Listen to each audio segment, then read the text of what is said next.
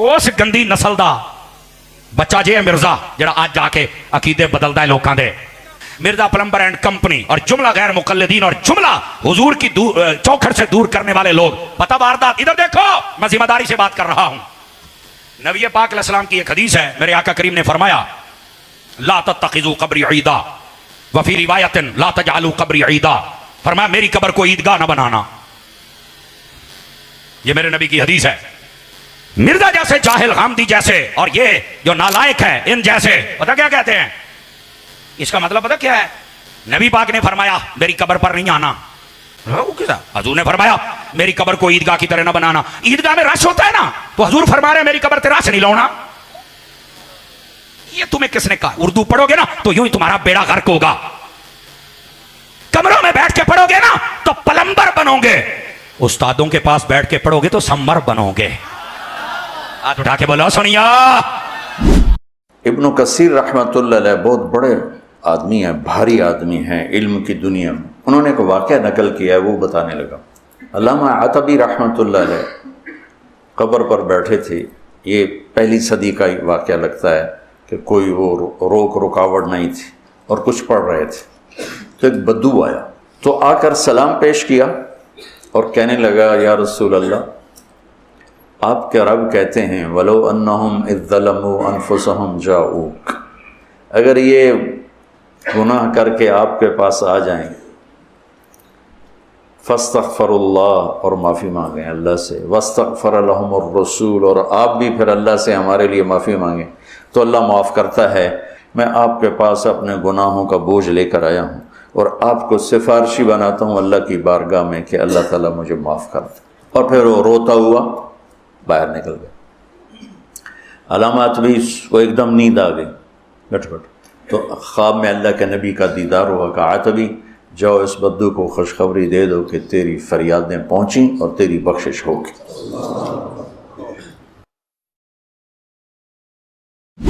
اشاری بھی اگلا سوال ہے کہ الزامی ٹائپ سوال ہے. نبی صلی اللہ علیہ وآلہ وسلم نے اپنی قبر مبارک کو عیدگاہ بنانے سے منع فرمایا کہ میری قبر کو عیدگاہ نہ بنانا. تو اس کا مفہوم بریلوی علماء یہ بیان کرتے ہیں کہ اس سے مراد یہ ہے کہ کبھی کبھار آنے پر اکتفا نہ کرنا، آتے رہنا، کیونکہ عید جو ہے وہ سال میں ایک دو بار ہی آتی ہے. میرے نبی نے فرمایا میری قبر کو عیدگاہ نہ بنانا. کیا مطلب؟ اے ترجمہ پہلا سنی، دو ترجمے نے پہلا سن. اس کا پہلا ترجمہ یہ ہے، فرمایا لوگو میری قبر کو عیدگاہ کی طرح نہ بنا لینا. عیدگاہ میں تم 2 مرتبہ جاتے ہو، اس کے بعد تم نہیں جاتے ہو، عیدگاہ خالی رہتی ہے، میری قبر کو کبھی خالی نہ چھوڑنا. اوے ہائیو کنگن پوریو سواد آگے ہے. اور اگلی بات، اگلی فرمایا عیدگاہ میں تم 2 مرتبہ اس لیے جاتے ہو کہ تمہاری 2 عیدیں ہوتی ہیں. اوے میری قبر پہ جب جب آؤ گے تمہاری عید ہوتی چلی جائے گی. ہائے ہائے ہائے ہائے. اوے اس کا یہ مطلب ہے لوگوں نے کیا سمجھ رکھا ہے کہ ہم یہ واردات کر کے نبی کے روضے سے دور کریں گے. اور نہیں، عیدگاہ کی طرح قبر رسول کو خالی نہ چھوڑنا. اور عیدگاہ میں جاتے ہو عید والے دن، فرمایا میری قبر تے جدوں ہونا تو اڈی عید ہو جانی ہے. تو یہ الزام کو تھوڑا سا یہ مطلب صحیح ہو سکتا تھا اگر اس کے آگے والے الفاظ نہ ہوتے. اس کے آگے الفاظ ہیں کہ تم دنیا کے کسی بھی حصے میں درود پڑھو گے اللہ تمہارا درود مجھ تک پہنچا دے گا. اس نے پھر عید کا وہ معنی کیا جو ہم کرتے ہیں کہ میری قبر پہ میلہ مت لگانا، کیونکہ اگلے الفاظ کی حفاظت کر رہے ہیں. اگر اگلے الفاظ نہ ہوتے تو آپ کی بات بالکل ٹھیک تھی کہ میری قبر کو عید نہ بنانا، مراد یہ کہ کبھی کبھار نہیں، کثرت سے آیا کرنا. اور دوسرا معنی ہے میری قبر پہ میلہ نہ لگانا. میلے والے معنی ہم اس لیے کر رہے ہیں کہ اس کے آگے الفاظ ہے میری قبر کو عید نہ بنانا، تم دنیا کے کسی بھی حصے میں درود پڑھو گے اللہ تمہارا درود مجھ تک پہنچا دے گا. یعنی درود پڑھنے کے لیے بھی میلہ نہ لگانا اس غرض میں کہ ہم سلام خود عرض کریں اور تم جدھر بھی ہوگے میرا سلام میرے تک پہنچے گا، ادھر میلہ لگانے کی ضرورت نہیں ہے. یہ معنی اس کے اندر امپلائڈ ہے. اور سنن نسائی میں حدیث ہے زمین میں فرشتے سیاحت کرتے ہیں، میرے امتیوں کا سلام مجھ تک پہنچاتے ہیں. بخاری مسلم میں حدیث ہے جب تم السلام علیکہ ایھا النبی پڑھو گے اور السلام علینا وعلی عباد اللہ الصالحین تو اللہ تعالیٰ ہر نیک بندے تک سلام پہنچا دے گا. تو ہمارا جو معنی ہے نا وہ فٹ ان بیٹھتا ہے احادیث کے. اور یہ پتہ کس نے کیا؟ مفتی احمد یہاں نعیمی صاحب نے جال حق میں. اچھا انہوں نے جو جو چھڑول ماری تھی نا وہ پکڑی گئی ہے. ایک چھڑول انہوں نے اور بھی ماری. وہ حدیث ہے نا صحیح مسلم ہے کہ مولا علی نے ابو حیاج اسدی تابعی کو کہا کہ میں تیری وہی ڈیوٹی لگاتا ہوں جو رسول اللہ نے میری ڈیوٹی لگائی تھی کہ کوئی بھی اونچی قبر دیکھوں زمین کے برابر کر دوں اور تصویریں مٹا دوں. تو کہتے ہیں یہ حدیث تو تھی لیکن یہ ظالم نہیں بتاتے کہ مولا علی نے ڈیوٹی لگائی تھی کافروں کی قبریں نیچی کرنے کی, بزرگان دین کی نہیں. امام مسلم نے اس کے ساتھ ایک حدیث پہلے لی ہے جس سے انہوں نے کنسیپٹ کلیئر کیا ہے, میں نے پمفلٹ میں ڈالی ہوئی ہے کہ 2242 فضالہ بن عبید 2242 ہاں 2242 مسلم. فضالہ ابن عبید صحابی تھے. تو وہ کہتے ہیں جب ہم رومن امپائر سے جنگ کے لیے جا رہے تھے روڈس ایک جگہ تھی, عربی میں رودس لکھا ہوا ہے کیونکہ ڈال نہیں ہوتی. روڈس آج بھی ہے رومن امپائر, وہ اب تو خیر نہیں رہی. تو روڈس شہر میں پہنچے تو ہمارا ایک ساتھی فوت ہو گیا تو انہوں نے اس کی قبر بنوا کے زمین کے برابر کروا دی اور کہا رسول اللہ ہمیں یہ حکم دیتے تھے. تو وہ کافر تو نہیں تھا, یا وہ صحابی تھا یا تابعی تھا. تو امام مسلم نے خود ہی بتا دیا کہ مولا علی نے جو آگے ڈیوٹی لگائی ہے ساری قبروں. البتہ ایک ایکسیپشن ہے بخاری میں کہ نبی علیہ السلام اور ابو بکر عمر کی قبریں اونٹ کی کوہان جتنی, یعنی آلموسٹ ایک بالشت اتنی آپ قبر رکھ سکتے ہیں, اور اعلیٰ حضرت کی قبر اتنی ہے. اور اس سے بڑھ کے ہمارے جو بھائی انڈرسٹینڈ اسلام کا چینل چلا رہے ہیں انہوں نے تو الیاس قادری صاحب کا کلپ چلا دیا ہے جس میں انہوں نے کہا ہے کہ قبروں کی عمارتیں بنانا غلط ہے, ایک بالش سے اوپر نہیں ہونی چاہیے اور کچی ہونی چاہیے. الیاس قادری صاحب نے ویڈیو میں کہہ دیا ہے قبر ہے کہ وہ اونٹ کے کوہان کی طرح ہو اور ایک بالش جیسے کچھ زیادہ اونچی ہو, یہ سنت ہے. ہمارے یہاں چوکور قبریں تو عام ہے, یہ چوک کھونٹی بولتے ہیں اس کو, یعنی کہ مستطیل لم چورس بھی بولتے ہیں اس کو. یہ مستطیل تو بناتے ہیں, یہ بھی نہیں ٹھیک. وہ ٹھیک وہی ہے جو میں نے عرض کی, سنت کے مطابق اس طرح ہو. اونٹ کا کوہان اس طرح ہوتا ہے, اونٹ کے اوپر جو گنبد جیسا بنا ہوتا ہے لمبا لمبا پہاڑ جیسا, اس طرح ہونی چاہیے. لیکن خود الیاس قادری صاحب کے فیضان مدینہ کے نیچے جو حاجی مشتاق قادری نعت خواں تھے ان کی قبر پکی بنی ہوئی ہے. اوپر انہوں نے وہ پورا وہ بنایا بھی ہوا ہے. تو یہ بڑی بات چلے, ہم پھر بھی اسلام کہتے ہیں, کہہ تو دیا نا, بات تو مان لی. حالانکہ میں نے بہت پہلے کہا تھا کہ اعلیٰ حضرت کی قبر جو ہے وہ ایک بالی سے زیادہ اونچی نہیں ہے, لوگ نہیں مانتے تھے, تو چلے آپ مان لیں. ابن کثیر رحمۃ اللہ علیہ بہت بڑے آدمی ہیں, بھاری آدمی ہیں علم کی دنیا میں. انہوں نے ایک واقعہ نقل کیا ہے, وہ بتانے لگا. علامہ عتبی رحمۃ اللہ علیہ قبر پر بیٹھے تھے. یہ پہلی صدی کا واقعہ لگتا ہے کہ کوئی وہ رکاوٹ نہیں تھی اور کچھ پڑھ رہے تھے. تو ایک بدو آیا تو آ کر سلام پیش کیا اور کہنے لگا یا رسول اللہ, آپ کے رب کہتے ہیں وَلَوْ أَنَّهُمْ إِذْ ظَلَمُوا أَنفُسَهُمْ جَاءُوكَ, اگر یہ گناہ کر کے آپ کے پاس آ جائیں فَاسْتَغْفَرُوا اللَّهَ, اور معافی مانگیں اللہ سے, وَاسْتَغْفَرَ لَهُمُ الرَّسُولُ, اور آپ بھی پھر اللہ سے ہمارے لیے معافی مانگیں تو اللہ معاف کرتا ہے. میں آپ کے پاس اپنے گناہوں کا بوجھ لے کر آیا ہوں اور آپ کو سفارشی بناتا ہوں اللہ کی بارگاہ میں کہ اللہ تعالیٰ مجھے معاف کر دے. اور پھر وہ روتا ہوا باہر نکل گیا. علامات بھی وہ ایک دم نیند آ گئی, بیٹھ تو خواب میں اللہ کے نبی کا دیدار ہوا. کہا عتبی جاؤ اس بدو کو خوشخبری دے دو کہ تیری فریادیں پہنچیں اور تیری بخشش ہوگی.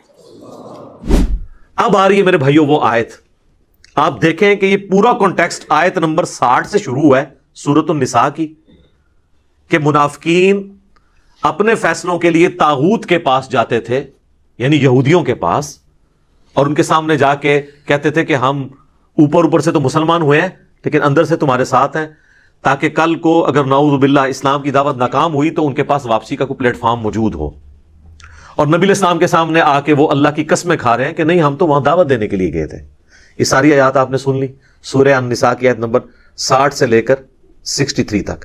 اب اس کانٹیکسٹ میں یہ آیت آ رہی ہے 64, منافقین کے بارے میں, کلمہ گو مسلمانوں کے بارے میں جو قانوناً صحابی بھی تھے, کیونکہ باقیوں کو تو نہیں پتا تھا کہ انہوں نے اندر سے ایمان قبول کیا یا نہیں. حتیٰ کہ بخاری اور مسلم دونوں میں آتا ہے کئی بار حضرت عمر نے اجازت مانگی عبداللہ ابن ابی کے بارے میں کہ یا رسول اللہ اجازت دیں اس کی میں گردن کاٹ دوں. یعنی اگر حضرت عمر کو یہ سمجھ آ رہی تھی کہ یہ اوپر سے کلمہ گو ہے اندر سے منافق ہے, تو نبی علیہ السلام کو نہیں پتا تھا؟ آپ علیہ السلام کو بھی اسیسمنٹ سے پتا تھا. اس کے جواب میں اللہ کے نبی علیہ السلام نے کیا فرمایا؟ بخاری اور مسلم دونوں میں حدیث ہے, آپ نے فرمایا چھوڑ دو عمر، لوگ کہیں گے یہ اپنے صحابہ کو قتل کرواتا ہے. یعنی نبی علیہ السلام نے عبداللہ ابن ابی اور منافقین کو بھی صحابی کہہ دیا. یہ الارمنگ پوائنٹ ہے. میں اس کی انجینئرنگ نہیں کرتا، پھر آپ لوگوں کو برا لگے گا. کہ کلمے کا احترام ہوتا تھا کہ ٹھیک ہے اوپر سے کلمہ پڑھا ہے نا، تو لوگ کہیں گے یہ صحابہ کو قتل کرواتا ہے. حتیٰ کہ بخاری مسلم میں آتا ہے کہ نبی صلی اللہ علیہ وآلہ وسلم نے اسی عبداللہ ابن ابی کا جنازہ بھی پڑھایا، اپنا کرتا کفن کے طور پہ اسے دیا، اپنے مبارک ہاتھوں سے قبر میں اتارا. یہ کہانی شریف نہیں ہے، بخاری مسلم میں. اپنا لعاب دہن اس کے منہ میں ٹپکایا. تو آپ کی نظر میں تو شاید اتنا کچھ کرنے کے بعد اس کی بخشش ہو جانی چاہیے، لیکن قرآن میں اللہ تعالیٰ نے سورہ التوبہ میں فرمایا آپ 70 دفعہ بھی ان کے لیے دعا کریں نا، ہم نے ان کی مغفرت نہیں کرنی، ہم نے انہیں معاف نہیں کرنا، کیونکہ یہ اللہ اور اس کے رسول کے دشمن ہے. اور اے نبی آندہ سے نہ تو آپ نے کسی منافق کا جنازہ پڑھانا ہے، نہ اس کی قبر پہ جا کے کھڑے ہونا ہے. بین کر دیا اللہ نے. تو یہ پورا کانٹیکسٹ وہ چل رہا ہے کہ منافقین اپنے فیصلوں کے لیے بعض اوقات اپنی مرضی کا فیصلہ لینے کے لیے اگرچہ حاکم کے طور پر، پولیٹیکل لیڈر کے طور پر، ایک دینی لیڈر کے طور پر بھی اور پیغمبر کی حیثیت سے نبی علیہ السلام کو مانتے تھے، اس کے باوجود جب اپنی مرضی کا فیصلہ لینا ہوتا تھا یہودیوں کے علماء کے پاس جا کے فیصلہ کرواتے تھے. پیغمبر کی موجودگی میں مولویوں کا کیا کام ہے کہ آپ جا کے ان سے فیصلے کروائیں؟ اور پھر آپ کہتے تھے نہیں یا رسول اللہ ہم تو وہاں پہ گئے تھے ایک افہام و تفہیم پیدا کرنے کے لیے، ان کو دعوت دینے کے لیے. اور اللہ تعالیٰ ہمارا وہ جھوٹی قسمیں بھی کھاتے ہیں. اب اس پورے کانٹیکسٹ میں سورہ النساء کی آیت نمبر 60 سے لے کر 63 تک کے یہ وہ آیت آ رہی ہے، آیت نمبر 64 اور 65، جس کی بنیاد پہ ایک من گھڑت گستاخانہ عقیدہ نبی علیہ السلام کے بارے میں ان لوگوں نے، خصوصاً بریلوی اور اہل تشیع مقادم فکر کے لوگوں نے کر دیا، اور اس عقیدے کا باقی امت کو پابند کرنے کی کوشش کی. ایون دیوبندیوں کا بھی کسی حد تک یہی عقیدہ ہے سوائے اہل حدیث کے، اور لوگوں کو پابند کیا کہ جو اب اس کو نہیں مانے گا نا وہ گستاخ رسول ہو جائے گا.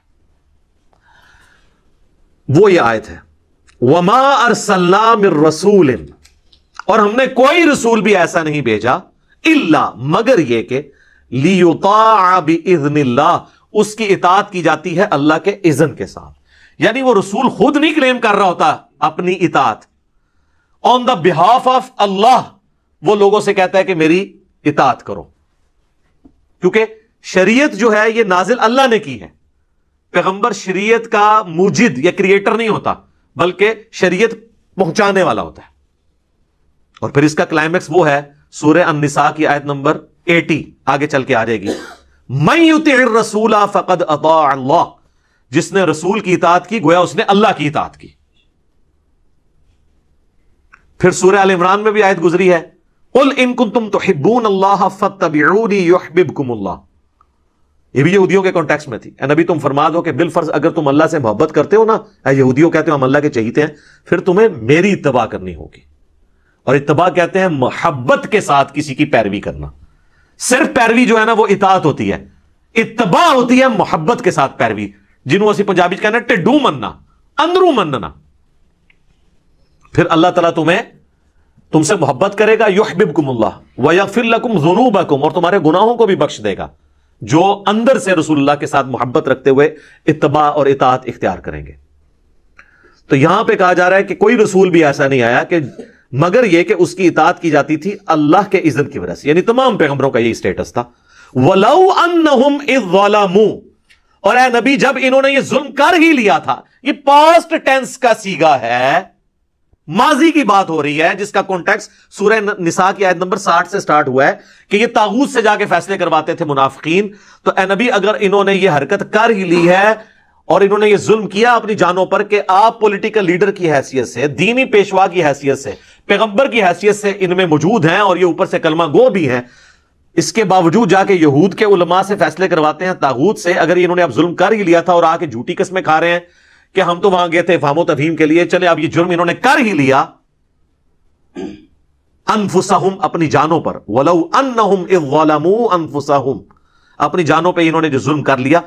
جاؤک، اب انہیں چاہیے کہ وہ آپ کے پاس حاضر ہو جائیں. کس لیے؟ یہ حقوق العباد کا بھی معاملہ ہے نا، اللہ کے نبی کا بھی تو حق ہے نا. تو پہلے اللہ کے نبی سے آ کے معافی مانگے، ان کے ساتھ غداری کی ہے، کیونکہ تم انصار اللہ ہو نا، اللہ کے دین کے مددگار ہونا اس پیغمبر کے ساتھ مل کے، تو پیغمبر کے ساتھ جو لیڈر بھی ہے تمہارا اس کے ساتھ غداری کی ہے، آؤ ان کے سامنے فاستغفر اللہ، اور آ کے اللہ سے توبہ کرو.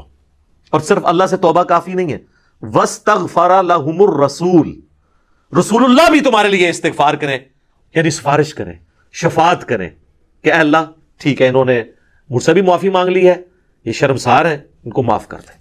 نبی کی شفاعت بھی ہو. لَوَجَدُ اللَّهَ تَوَّابًا رَحِيمًا، تو یہ ضرور اللہ کو توبہ قبول کرنے والا اور رحم فرمانے والا پائیں گے. اس کو پکڑ کے انہوں نے آج کی ڈیٹ میں لگا دیا اور کہا جی جا کے قبر رسول سے جا کے اپنے نا گناہ معاف کروائیں. اندازہ کرے کہاں سے بات اٹھائی.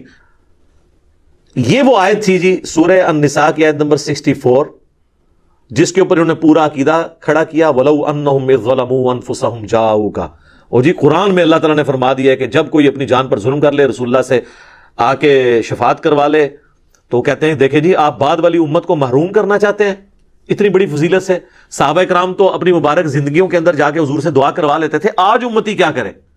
تو آج قبر پہ جائے، خود ہی کہانی بنا لی ہے، قبر پہ جائے اور جا کے عرض کرے. اور یہ عقیدہ بریلوی، دیوبندی، شیعہ تینوں کا مشترکہ ہے، صرف اہل حدیث اس عقیدے کو درست نہیں سمجھتے. اب یہ دھوکہ دینا کہ جی آج کے لوگ کدھر جائیں جی شفاعت کے لیے، صحابہ کرام تو اتنا فائدہ اٹھا لیا انہوں نے، آج کے امتی کیا کریں؟ سر آپ کے بارے میں بھی اللہ کے محبوب صلی اللہ علیہ وآلہ وسلم کی حدیث ہے صحیح مسلم میں کہ جو اذان کا جواب دے اس کے بعد مجھ پہ درود شریف پڑھے، اللہم صلی علی محمد وعلی آل محمد، اور پھر الوسیلہ والی دعا مانگے، تو قیامت والے دن میری شفاعت اس کے لیے حلال ہو جائے گی. اس کے لیے قبر رسول پہ جانا ضروری نہیں ہے، یہاں پہ بھی آپ یہ سب کچھ کریں آپ کو فضیلت ملے گی. پھر جامعہ ترمذی میں حدیث ہے کہ جو شخص اللہ کا ذکر اور دروشی پڑھ کے اللہ کی طرف متوجہ ہوتا ہے، اللہ تعالیٰ اسے عطا فرماتا ہے. لہٰذا آج کے ڈیٹ میں بھی کسی نے توبہ کروانی ہے تو اللہ کا ذکر کرے، دروشی پڑھے، اللہ کی طرف متوجہ ہو، کسی جگہ نہ بھی جائے تب بھی اللہ تعالیٰ اس کی دعا قبول کرے گا. لہٰذا یہ بھی جو شیطانی وسوسہ تھا اللہ کے فضل سے میں نے اس کو سیٹل کر دیا الحمدللہ. اب اس عقیدے کی بنیاد کیا ہے وہ چند ایک باتیں میں ایک ایک کر کے اسے کور کر دیتا ہوں. ایک تو آپ کو یہ اس کا کانٹیکسٹ سمجھ آ گیا کہ یہ اس دور کے اعتبار سے تھا. وہ کہتے ہیں جی قرآن کی آیات تو جنرل ہیں، آپ ان کو حضور کے زمانے تک کر رہے ہیں.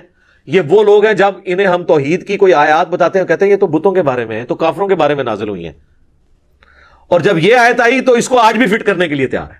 تو آپ اس بات کو سمجھ لیں، آدھی بات ان کی درست ہے. ہم بھی کہتے ہیں بتوں کی آیات آپ نہ لگائیں اہل ایمان کے اوپر. ہمارے پاس تھوڑی آیات ہیں جو قرآن حکیم میں انبیاء کے بارے میں ہے کہ وہ نہ کسی کے نفع کے مالک ہے نہ نقصان کے.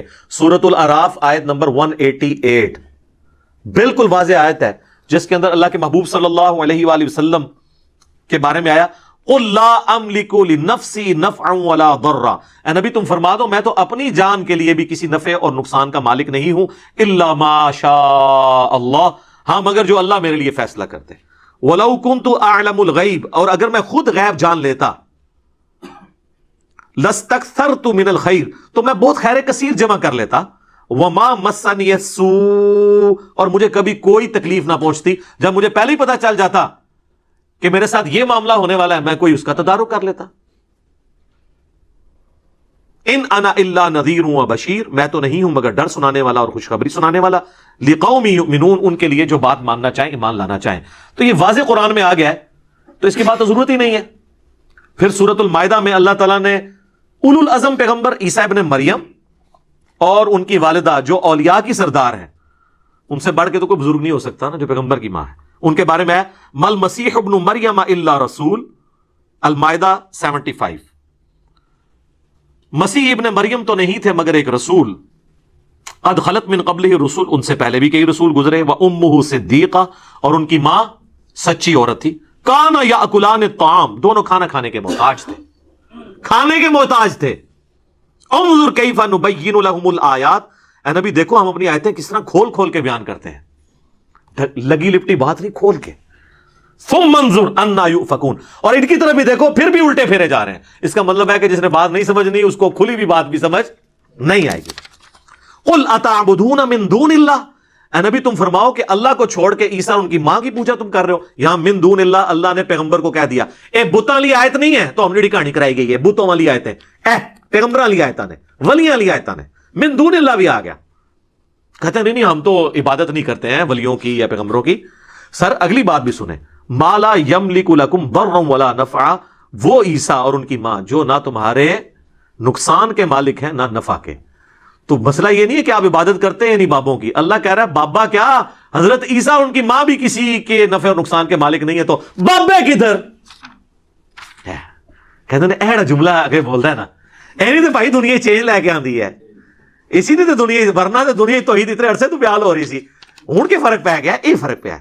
واللہ هو السمیع العلیم، اور اللہ ہے سننے والا اور علم والا. یہاں من دون اللہ بھی آ گیا اور مشکل کشائی کی نفی بھی ہو گئی. تو یہ بالکل واضح ہے. تو یہ کہتے ہیں جی بتوں والی آیتیں وہ لگاتے ہیں اولیاء اللہ کے، وہ تو آیتیں اللہ تعالیٰ سے موجود ہیں. اور یہ پھر ہمیں کہتے ہیں جی آپ ان آیات کو نا جی وہ افاقی سمجھیں. ہم افاقی ضرور سمجھیں گے اگر وہ آیت اسی طریقے سے ہو. آپ بھی ان آیات کو افاقی نہیں مانتے، نہ مان سکتے ہیں. وَلَوْ أَنَّهُمْ إِذْ ظَلَمُوا أَنفُسَهُمْ جَاءُوكَ، سورہ النساء نمبر 64 اور 65 کو افاقی مان کے بتائیں کس طرح مانیں گے؟ آپ اس کے اوپر عمل ہی نہیں کر سکتے. اس اعتبار سے جو آپ سمجھتے ہیں، یہ دو چیزیں آپ سمجھ لیں، یہ بنیادی چیزیں. ایک ہوتی ہے سیاق و سباق، جسے ہم کہتے ہیں کانٹیکسٹ، کہ اس آیت کے اندر جو حکم بیان ہوا ہے یہ کس پس منظر میں، اس کا کانٹیکسٹ کیا ہے، وہ قرآن کے اندر ہی موجود ہوتا ہے. قرآن اپنے کانٹیکسٹ میں کسی حدیث کا محتاج نہیں ہے. دوسری چیز ہوتی ہے شان نزول. شان نزول یہ ہوتا ہے کہ یہ کن حالات میں آیت نازل ہوئی، اس سے کوئی فرق نہیں پڑتا، اس کا حکم اینڈ پہ وہی رہتا ہے. اس کو میں مثال سے سمجھاتا ہوں. ٹریفک سگنل میں گرین کے اوپر چلنا ہے اور ریڈ پہ رکنا ہے، اس کا بھی تو کوئی شان نزول ہوگا نا. کسی کے دماغ میں یہ بات آئی ہوگی کہ گرینری جو ہے وہ پتے گرین ہوتے ہیں، یہ پازیٹیو علامت ہے، لہٰذا ہم اس کے اوپر ٹریفک چلا دیتے ہیں، اور بلڈ کا کلر ریڈ ہوتا ہے، اس ریڈ پہ ہم رک جاتے ہیں. اگر اس کی آپ تحقیق کر کے شان نزول ڈھونڈ بھی لیں تو اینڈ رزلٹ تو وہی رہنا ہے کہ گرین پہ چلنا ہے اور ریڈ پہ رکنا ہے. یہ سمجھتے ہیں کہ شان نزول سے شاید اس کے الٹ رزلٹ نکل آئے گا. مثلا ایاک نعبد و ایاک نستعین کے شان نزول سے یا شیخ عبد القادر جیلانی مدد ثابت ہو جائے. نہیں ہونا پائی، کیونکہ سورہ النساء کی آیت نمبر 82 ہے. اگر قرآن اللہ کے سوا کسی اور ہستی کی طرف سے نازل ہوا ہوتا تم اس میں اختلاف کثیر پاتے کہ پہلے صفحے پہ اور لکھا ہوا ہے اور 300 صفحے پہ جا کے اور لکھا ہوا ہے. اگر پہلے صفحے پہ لکھا ہے نا ایاک نعبد و ایاک نستعین، اب پورے قرآن میں اس کے خلاف کوئی آیت نہیں آئے گی. اس کی تشریح میں آ سکتی ہے جس طرح سورہ المائدہ میں آیا وَتَعَاوَنُوا عَلَى الْبِرِّ وَالتَّقْوَى وَلَا تَعَاوَنُوا عَلَى الْإِثْمِ وَالْعُدْوَانِ. نیکی پرہیزگاری کے کاموں میں ایک دوسرے کی مدد کرو، برائی میں نہ کرو. ظاہری اسباب آپ اختیار کر سکتے ہیں، اس میں تو حکم ہے. وہ مفتی اکمل صاحب نے کتاب لکھی، اس میں لکھتے ہیں کہ کیا امی سے روٹی مانگنا بھی شرک ہے؟ یہ بھی اللہ سے مانگنی چاہیے. دیکھو بھئی قرآن کہہ رہا ہے مانگو امی سے روٹی، وَتَعَاوَنُوا عَلَى الْبِرِّ وَالتَّقْوَى، لیکن اماں مر جائے پھر تری روٹی انہیں تو دینی، یہ قبر ہی ٹر جائے، یہ سامنے موجود نہ ہوئے. یہ غائب میں پکارنا اللہ کے ساتھ خاص ہے، اور یہ اس لیول کا خاص ہے کہ اللہ تعالیٰ نے سورہ النمل میں یہ عقیدہ امت کو دیا ہے کہ جو اللہ کے سوا کسی ہستی کے بارے میں عقیدہ رکھتا ہے خدا اس کو بنائے بیٹھا ہے. پھر وہ ہاں جی امن یجیب المضطر اذا دعا، بھلا بتاؤ تو کون ہے جو تکلیف میں گھرے ہوئے شخص کی فریاد کو سنتا ہے. وَيَكْشِفُ السُّوءَ، اور اس سے اس کی برائی دور کر دیتا ہے. وَيَجْعَلُكُمْ خُلَفَاءَ الْأَرْضِ، اور تمہیں اگلوں کا خلیفہ کرتا ہے زمین پہ، تمہارے ماں باپ کے مرنے کے بعد تمہیں، تمہارے مرنے کے بعد تمہاری اولاد کو. أَإِلَٰهٌ مَّعَ اللَّهِ، کیا اللہ کے ساتھ کوئی اور الہ بھی ہے جو یہ کام کر سکے؟ قَلِيلًا مَّا تَذَكَّرُونَ، لیکن تم بہت کم ہی نصیحت حاصل کرتے ہو. کہتے ہیں جی منع کدھر ہے؟ یہ منع ہے جی سورہ نمل کی آیت نمبر 62 میں. ادھر کہتے ہیں نہیں وہ تو ہے اللہ ہی سے مانگتے ہیں، یہ تو نہیں آیا کسی اور سے نہیں مانگتے. جی یہ بھی آیا ہوا ہے سورہ نمل کی آیت نمبر 62. اگے ٹورو تو پتہ لگے نا. بارش کون برساتا ہے؟ اللہ. ڈیوٹی کس کی ہے؟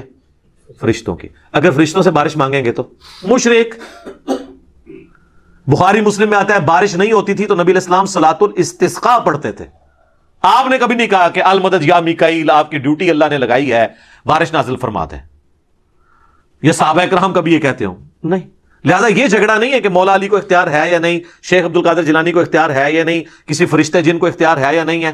اختیار ہو تب بھی آپ کسی اور کو پکارتے ہیں جو آپ کے سامنے موجود نہیں ہے یا فوت ہو چکا ہے یا جس سے آپ کمیونیکیٹ نہیں کر سکتے، تو یہ شرک ہو جائے گا. تو یہ اس آیت کو وہ کہتے ہیں کہ جی یہ دلیل ہے کہ آپ جا کے قبر رسول پہ مانگیں. عجیب. اور پھر اس کے لیے پھر وہ جھوٹے سہارے لیتے ہیں. وہ کہتے ہیں جی تفسیر ابن کثیر میں ایک روایت موجود ہے، وہ اگلے دن طارق جمیل صاحب بھی بیان کر رہے تھے طارق میر صاحب کا بیچاروں کا کیا قصور ہے؟ ان کے بڑوں نے، تقی عثمانی کے والد صاحب جو مفتی شفیع تھے، معارف القرآن میں انہوں نے بھی یہ نقل کی ہے، اور احمد بریلوی صاحب کا جو ترجمہ کنز الایمان اس کی جو شرح لکھی کی خزائن العرفان انہوں نے بھی نقل کیا ہے، اور ابن کثیر سے نقل کیا. ابن کثیر لکھ کے چلے گئے ہیں ایک بے سند روایت، نہ انہوں نے اس کی کوئی سند بیان کی. بھائی ابن کثیر تو 8ویں صدی ہجری میں آئے ہیں، جب تک وہ سند نہیں پوری کرتے نبی علیہ السلام تک کسی واقعے کی، ہم اسے کیسے مان لیں کہ جی نبی علیہ السلام کی وفات کے بعد ایک پینڈو شخص تھا، کوئی عرابی تھا، وہ قبر رسول پہ آیا اور اس نے کہا یا رسول اللہ قرآن میں حکم آیا وَلَوْ أَنَّهُمْ إِذْ ظَلَمُوا أَنفُسَهُمْ جَاءُوكَ، تو میں نے اپنی جان پہ ظلم کیا، میں آپ سے دعا کروانے کے لیے آیا ہوں. تو ایک اور شخص وہاں بیٹھا تھا، اسے اونگ آ گئی، وہ خواب میں حضور علیہ السلام آئے اور کہا اس کو بشارت دو کہ تجھے بخش دیا گیا اور میری شفاعت تیرے حق میں قبول کر لی گئی. وہ کہتے ہیں دیکھیں جی قبر پہ جا کے آپ مانگ سکتے ہیں. لکھی کہاں ہوئی ہے؟ وہ کہتے ہیں روایتوں میں آیا ہے، اور کوئی تھوڑا سمجھدار ہے وہ کہتا ہے جی اس طرح کی ایک روایت مصنف ابن ابی شیبہ میں موجود ہے. کڈو جی، المصنف ابن ابی شیبہ میں روایت ضرور موجود ہے، لیکن سر وہ روایت ضعیف ہے، مالک الدار والی. اس میں آمش مدلس ہیں اور ان سے روایت کر رہے ہیں اور سما کی تصریح نہیں ہے، منقطع روایت ہے. صحیح مسلم کے مقدمے میں امام مسلم نے لکھا ہے کہ مدلس کی آن والی روایت سما کی تصریح کے بغیر ضعیف ہوگی جب تک وہ حدثنا یا اخبرنا بیان نہیں کرے گا، وہ ان سے روایت کر رہا ہے، یہ روایت ضعیف ہے مالک الدار والی کہ وہ حاضر ہوئے قبر رسول پہ وَلَوْ أَنَّهُمْ إِذْ ظَلَمُوا أَنفُسَهُمْ جَاءُوكَ، پھر انہیں اونگ آ گئی، نبی علیہ السلام خواب میں آئے، فرمایا عمر کو جا کے میرا سلام کہنا اور اسے کہنا کہ سختی نہ کرے، عنقریب اللہ تعالیٰ تمہیں سراب کرے گا. اور یہ پیغام کس کو جا کے دے رہے ہیں؟ حضرت عمر کو. جعلی روایت ہے، حضرت عمر کو پیغام دیتے تو آگے کیا ہونا تھا وہ میں آپ کو بعد میں بتاؤں گا. روایت ہی جعلی ہے، یہ ایسا ہوا ہی نہیں ہے، اس میں تدلیس ہے. اور اگر وہ کہتا ہے میں نے اس قانون کو نہیں ماننا محدثین کے، تو پھر ہم اسے پھکی دیتے ہیں کہ مسند امام احمد میں ایک حدیث ہے جو مشکات میں بھی موجود ہے، اس میں سیم حکم ہے. یہ تو آمش تو بہت چھوٹا ہے، ایک تابعی ہے حسن بصری 70 صحابہ کا شاگرد، وہ ان سے روایت بیان کر رہا ہے کہ نبی علیہ السلام نے فرمایا کہ جو شخص اپنے جاہلی نسب پر فخر کرے اسے کہو کہ تجھے بڑا فخر ہے نا اپنے نسب پہ، اپنے باپ کی شرمگاہ کاٹ کے اپنے منہ میں رکھ لے، اور یہ بات کنائے سے نہ کرو، ڈائریکٹ اس کو کہو کہ تو اپنے باپ کی شرمگاہ کاٹ اپنے منہ میں رکھ. کیا رسول اللہ ایسی بات کر سکتے ہیں؟ یہ بھی روایت ضعیف ہے. پھر اس کو بھی صحیح مانو، آمش تو چھوٹا ہے، حسن بصری تو بہت بڑا ہے، اس کی بھی ہم آن والی روایت سما کی تصریح کے بغیر نہیں مانتے کیونکہ مدلس ہے. تو مانو اس روایت کو، اپنا ایمان برباد کرو. قرآن تو کہہ رہا ہے وَإِنَّكَ لَعَلَىٰ خُلُقٍ عَظِيمٍ، نبی تو اعلیٰ ترین درجے پہ ہیں اخلاقیات کے، وہ یہ بات کریں گے. بخاری اور مسلم دونوں میں حدیث ہے، ابو سعید خدری کہتے ہیں نبی علیہ السلام میں ایک پردہ نشین کنواری لڑکی سے زیادہ شرم و حیا تھی. تو یہ پردہ نشین کنواری لڑکی یہ گفتگو کر سکتی ہے؟ تو یہ کہانی ہے ساری. اب آج حضرت عمر کی طرف، جنہوں نے متھے مارنے کی کوشش کی تھی جناب، حضرت عمر کے بارے میں صحیح بخاری میں 1010 نمبر حدیث ہے، کتاب الاستسقاء چیپٹر میں. وہ کہتے ہیں اللہ تعالیٰ سے دعا کرتے ہوئے اِنَّا كُنَّا نَتَوَسَّلُ إِلَيْكَ بِنَبِيِّنَا، اے اللہ بے شک پہلے ہم تیرے نبی کو وسیلہ بنا کے لاتے تھے تیری بارگاہ میں. یعنی جب بارش نہیں ہوتی تھی تو حضور کو لے کے آتے تھے، حضور ہمیں نماز پڑھاتے تھے، حضور کی دعا کی برکت سے بارش نازل ہوتی تھی صلی اللہ علیہ وآلہ وسلم. ہم اب حضور کے چچا عباس کو لے کر آئے ہیں، ہم پہ بارش نازل فرما دیں. عباس کی دعا کی برکت سے انس بن مالک کہتے ہیں بارش شروع ہو جاتی. حضرت عمر کو کسی نے نہیں پوچھا کہ یا امیر المومنین، یہ پینڈو لوگ جا کے تو قبر رسول سے جا کے بارش مانگ کے آ رہے ہیں، آپ خلیفۃ الرسول ہیں، سیکنڈ نمبر پہ آپ خلیفہ راشد ہیں، ایک پینڈو کو بات سمجھ آئی بھی، آپ کو نہیں آئی بھی. وہ پینڈو آئی کوئی نہیں سی تھے، وہ کہانیاں نے ساریاں. اور میں نے جو اس میں ایکسپلور کی ہے نا چیز، کہ بخاری اور مسلم دونوں میں حدیث ہے کہ صلح حدیبیہ کے موقع پر جب پانی کم پڑ گیا، جابر بن عبداللہ کہتے ہیں کہ نبی علیہ السلام کی مبارک انگلیوں سے چشمے پانی کے جاری ہوئے، ایک پیالے کے اندر رکھے. تو وہ تابعی پوچھتا ہے کہ آپ لوگ کتنے تھے؟ انہوں نے کہا ہم 1500 تھے، لیکن اگر ہم 1,00,000 بھی ہوتے ہیں نا وہ پانی زیادہ تھا جو حضور کی مبارک انگلیوں سے جاری ہوا. معجزہ. اور صحیح مسلم میں حدیث ہے کہ ایک سفر میں حضرت عمر نے حضور کو یہ مشورہ دیا، یا رسول اللہ آپ کی تو دعا کی برکت سے پانی نازل ہو جاتا ہے، تھوڑا سا پانی زیادہ ہو جاتا ہے. تو انہوں نے ایک برتن میں نا پانی جمع کر کے حضور کو دیا، حضور نے بیچ میں ہاتھ رکھا، پھر پانی کے چشمے جاری ہو گئے. اچھا، یہ اس لیے کیا جاتا تھا کہ کریشن ایکس نہیلو جو ہے نا، عدم ما سے وجود، یہ صرف اللہ دے سکتا ہے. حضور نے جب کبھی بھی کیا ہے نا تو کھانا پکا ہوا ہے تو اس پہ دعا کی ہے تو برکت ہوئی ہے، کچھ نہ کے بغیر کچھ نہیں ہوا. پیالہ بھی تھوڑا سا پانی آیا تو اس میں ڈالا ہے، خالی پیالے میں ہاتھ ڈالنے سے نہیں پانی نکلا، کیونکہ یہ اللہ کی خصوصیت ہے. آج نئی بات لے جائے، علمی باتیں آپ کو اسی پلیٹ فارم سے ملیں گی. اور صحابہ کو اس بات کا پتا تھا کہ خالی پانی نہیں نکل سکتا، تو وہ جمع کر کے لے، یا رسول اللہ اس تھوڑے سے منٹ کر دیں آپ تاکہ پانی کے چشمے جاری ہو جائے. یہ اللہ نے فرق رکھا ہے. معجزے بھی جناب اتنے انلمیٹڈ نہیں ہوتے. اچھا تو حضرت عمر کے سامنے یہ معجزہ ہوا ہے. حضرت عمر نے تو نہیں کہا کہ یا رسول اللہ آپ ہاتھ مبارک باہر نکالیں اور یہ میں پیالہ لے کے آیا ہوں آپ سیراب کر دیں. بخاری میں وہ کہتے ہیں انا کننا نتوسل الیک بنبینا. لیکن یہاں پہ بریلوی اور دیوبندی آپ کو کیا کہانی کروا رہے ہیں؟ وہ کہتے ہیں کہ جی وہ فضائل حاج میں شیخ زکریا کاندلوی نے لکھا ہے اور فضائل سنت میں الیاس قادری صاحب نے، دونوں بھاری فرقے بریلوی اور دیوبندی لکھتے ہیں کہ جی 555 ہجری میں نبی الاسلام کی وفات کے 550 سال بعد شیخ احمد رفاعی جب قبر رسول پہ حاضر ہوئے اور آگے وہاں نعت اشعار پڑھے اور کہا یا رسول اللہ میں اتنی دور مصر سے آیا ہوں، آپ اپنا مبارک ہاتھ قبر سے نکالیں، میں زیارت کرنا چاہتا ہوں، بوسہ دینا چاہتا ہوں. 90,000 لوگوں کی موجودگی میں کہتے ہیں قبر رسول سے ہاتھ باہر نکلا، انہوں نے ان کو بوسہ دیا اور کہتے ہیں ان 90,000 لوگوں میں شیخ عبد القادر جیلانی کا نام بھی ذکر کیا جاتا ہے. پہلے تو مجھے بتائیں عبد القادر جیلانی نے ہاتھ کیوں نہیں چوما؟ اتنی گستاخی کہ اللہ کے نبی کا ہاتھ نکلے قبر سے میرے سامنے نکل رہا ہو تو میں تو بدبخت ہوں کہ میں یہ منظر دیکھ رہا ہوں. اور وہ شیخ احمد رفاعی عبد القادر جیلانی کا مرید ہے، مرید کے لیے ہاتھ نکل رہا ہے اور پیر محروم ہے. کڈی وڈی کہانی ہے. انہوں نے عبد القادر جیلانی کا نام تا پایا سی کہ بریلوی ڈر کے نا چونکہ 11ویں دن نے مان لین گے اس واقعے کو. اور دوسرا جھوٹ ہے کہ 555 ہجری 90,000 کا مجمع مسجد نبوی چ آندا ہی نہیں سی. 90,000 کا مجمع تو آج سے 100 سال پہلے بھی نہیں آتا تھا اور آپ لوگ 1000 سال پہلے بتا رہے ہیں مسجد ہی چھوٹی سی تھی. کہانی ہے بالکل کہانی. اور اس طرح کی کہانی انہوں نے پھر مشہور کر دی. اور حضرت عمر کا میں نے آپ کو عقیدہ بتا دیا. اور یہ کہانی پھر یہاں ختم نہیں ہوئی سر. المحند علی المفند میں انہوں نے نبی الاسلام کے بارے میں لکھا کہ ہم حضور کو اپنی قبر کے اندر دنیاوی زندگی کے ساتھ مانتے ہیں. دنیاوی زندگی، حالانکہ وہ آخرت کی ہے. اللہ تو شہید کے بارے میں کہہ رہا ہے وَلَٰكِن لَا تَشْعُرُونَ، شہید زندہ ہے لیکن تمہیں اس کا شعور نہیں ہے. یہ کہتے ہیں نبی الاسلام کی دنیاوی ہے. سر دنیاوی ہے تو پھر سانس، ٹوائلٹ، کھانا پینا کدھر گیا؟ اور اعلیٰ حضرت تو ایک سٹیپ آگے گئے ہیں نا جی ملفوظات میں. انہوں نے کہا کہ یہ اتنی حقیقی حصی دنیاوی ہے کہ قبروں میں انبیاء پہ بیویاں ان کی ازواج مطہرات پیش کی جاتی ہیں، وہ ان کے ساتھ شباشی بھی فرماتے ہیں. یہ کہتے ہیں اس میں کون سی گستاخی ہے؟ اپنی بیوی کے ساتھ ہی صحبت کر رہے ہیں. گستاخی یہ ہے کہ آپ نے رسول اللہ پہ جھوٹ باندھا ہے. بخاری مسلم دونوں میں حدیث ہے اور مولا علی سے یہ حدیث، مسلم کی پہلی حدیث یہ ہے جس نے میری طرف کوئی جھوٹی بات منسوب کی وہ اپنا مقام جہنم میں دیکھ لے. یہ کس جگہ لکھا ہوا ہے کہ رسول اللہ صلی اللہ علیہ وسلم کی قبر مبارک میں یہ سب کچھ ہو رہا ہے؟ مسند احمد میں حدیث ہے، مشکات کے اندر بھی اما عائشہ کہتی ہیں جب سے عمر یہاں دفن ہوئے میں تو پردے کے بغیر قبر کے پاس نہیں جاتی ہوں. اس سیدہ عائشہ کے سامنے کوئی یہ کہنا کہ اس قبر کے اندر بیویاں پیش ہو رہی ہیں تو آگے آپ دیکھ لیں.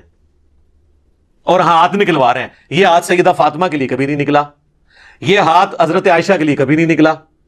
یہ جنگ جمل صفین نہروان کو رکمان اس کو مینج کرنے کے لیے کبھی نہیں نکلا.